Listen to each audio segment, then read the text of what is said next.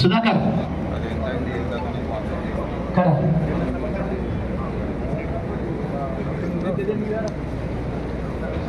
బాబా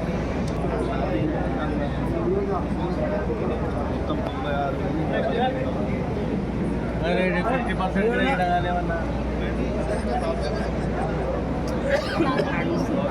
करारा रे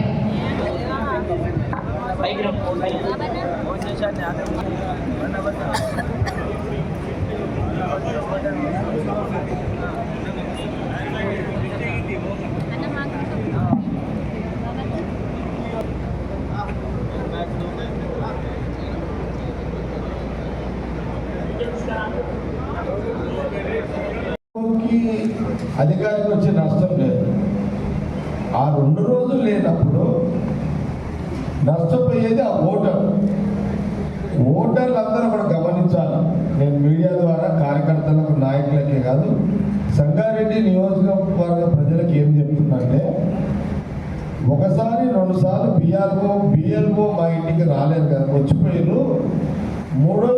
అప్పుడు మేము లేము, 3వసారి వస్తే బాగుండే అనే ఆలోచన చేయడం కంటే ఓటరు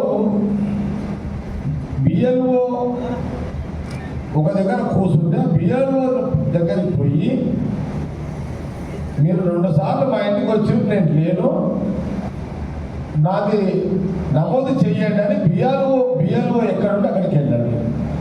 ఎందుకు వెళ్ళండి అంటే, వెళ్ళకపోతే ఓటర్ లిస్టులో పేరు రాకపోతే నష్టం బిఎల్ఓగా ఓటర్గా, దానికి ఏది ఓటర్కే నష్టం జరుగుతుంది. ఓటరు ఒక మధ్యతరగతి కుటుంబం కానీ, ఒక పేదవాడు కానీ, లేకపోతే ప్రభుత్వ పరంగా లబ్ధి పొందాలనుకున్న ఓటర్ లిస్టులో లేనప్పుడు అది ఏ రకమైన సమస్యలు తెచ్చిపెడుతుందో అవన్నీ ఏమైనా మిస్ కావచ్చు మీకు. నువ్వు మళ్ళప్పుడు ఎంఆర్ఓ చుట్టూ తొవ్వల నేను గడబడితే నన్ను అడుగుడు, చైర్మన్ అడితే చైర్మన్లో సర్పంచ్లో అప్పుడు ఎందుకు జాగ్రత్త పడరు ఓటర్లకు నేను చెప్తున్నాను. ప్రభుత్వము, ఎన్నికల కమిషన్, ప్రభుత్వము, మేము కాంగ్రెస్ పార్టీ పక్షాన్ని సంగారెడ్డి నియోజకవర్గంలో, రాష్ట్రంలో, దేశంలో బిఎల్ఏలను పార్టీ కాంగ్రెస్ పార్టీ పక్షాన్ని మేము కూడా బిఎల్ఏలు పెట్టి మీరందరూ పోతున్నారు. కాబట్టి ఇక్కడ ఓటర్స్ కూడా మా పేరు నమోదు చేసుకోవాలని ఒక ఆతృత, ఆలోచన కూడా ఉండాలి. అది కూడా ఓటర్స్ గమనించండి, ప్రజలు గమనించాలి. మన బిఎల్ఏలు కూడా ఇప్పుడు సిద్ధనన్ను ఒక దగ్గర కూర్చోండి. నేను ఇప్పుడు రామ్నగర్ పోయినట్టు, శివాలయం గుడికి పోయినట్టు ఇంకా పూజ చేసుకుందామని పోయినప్పుడు ఆడ బిఎల్ఓ ఒక దగ్గర రామందిలో కూర్చున్నారు. అక్కడ చాలామంది ప్రజలు రాయించుకుంటున్నారు ఆడ. అట్లా ఇక టైం లేదు కాబట్టి ఇంతమంది ఎవరు మొగలే అన్నాడు, మొగలేనా ఎవరు అన్నారు కదా, 10 రోజులు ఉంది కదా అని కాదు, 5 రోజులు టార్గెట్ పెట్టుకోండి. ఇక 5 రోజులు. నేను ఫస్ట్ మీటింగ్ బిఎల్ఏ మీటింగ్ ఏం చెప్పినా మీ అందరికంటే, మనకేదో ఓట్లు పడాలి, ఓట్లు పడతాయి, మనం ఓట్లు వేయించుకుందామని ఆలోచనతో పనిచేయకండి. ప్రజలకు మేలు జరగాలి. చదువు రాని వాళ్ళు మిస్ అవుతుంటారు, వాళ్ళు కూలి పనికో నేల పనికో పోతారు, ఏదో పని మీద పోతారు, అసలు మిస్ అవుతుంటారు. మండల్ ప్రెసిడెంట్సే చాలా చోట్ల బిఎల్ఏలుగా ఉన్నారు. సో వాళ్ళకు కూడా ప్రత్యేకమైన వందనాలు. గత 15 రోజులుగా మనము స్పెషల్ ఇంటెన్సివ్ రివిజన్, ప్రత్యేక సమగ్ర సవరణ అనే ఒక యుద్ధంలో భాగమయ్యాం. ఇది ఒక యుద్ధం, చాలా స్పష్టంగా మనకు తెలుస్తుంది అందరం ఎంత గట్టిగా పనిచేస్తున్నామో అని, ఎంత నిజాయితీగా పనిచేస్తున్నామో అని. సో ఇది ఒక యుద్ధం నడుస్తుందని ఒకటి మనం మనసులో పెట్టుకొని పనిచేయాల్సిందిగా కోరుతున్నాము. మనకుంది ఇంకా 11 రోజులు భావిస్తున్నాను. మనకు 2-3 సమస్యలు మీరు చెప్పినారు, లైన్గా నేను చెప్పుకుంటూ వస్తాను. సో దీనికంటే ముందు అంటే మనం ఎస్ఐఆర్ ప్రక్రియ గురించి మీరు ఆల్రెడీ మీకు చాలా గ్రౌండ్ లెవెల్ అనుభవం వచ్చింది, అది నాకు ఉండకపోవచ్చు.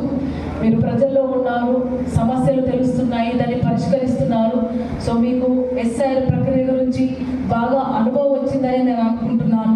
ఒకవేళ ఇంకేమైనా డౌట్లు ఉంటే మన హెడ్ ఆఫీస్ నుంచి కూడా, మన డిస్ట్రిక్ట్ హెడ్ ఆఫీస్ నుంచి కూడా ఆల్రెడీ హెల్ప్ డెస్క్ ఉంది, దానికి మీరు సంప్రదించి ఫోన్ ద్వారా మీరు డౌట్స్ క్లియర్ చేసుకోవచ్చు.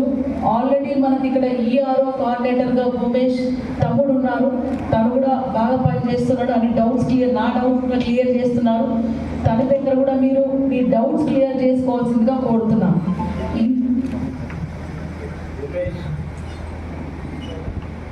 చాలా డౌట్స్ అడిగారు.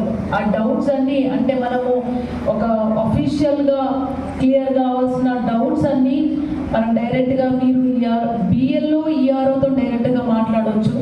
అట్లాగే మనం బిఎల్ఏలు కూడా బిఎల్ఓతో మన ఈఆర్ఓతో మాట్లాడవచ్చు. లేదంటే మనకు ఈఆర్ఓ కోఆర్డినేటర్ ఉన్నారు, ఎంటైర్ సంగారెడ్డికి మనకు ఈఆర్ఓ కోఆర్డినేటర్ భూమేష్ తమ్ముడు.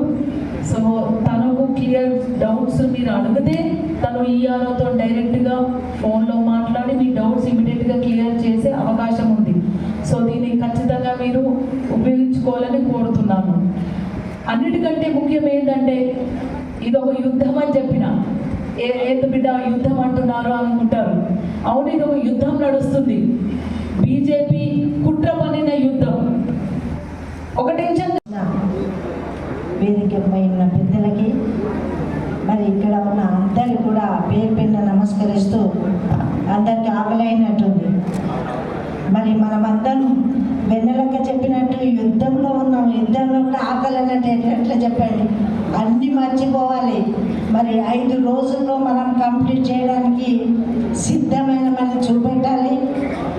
మరి దయాకర్ గారు చెప్పింది, వెన్నెల గారు చెప్పింది, జగ్గారెడ్డి గారు చెప్పింది తూచా తప్పకుండా పాటించాలి.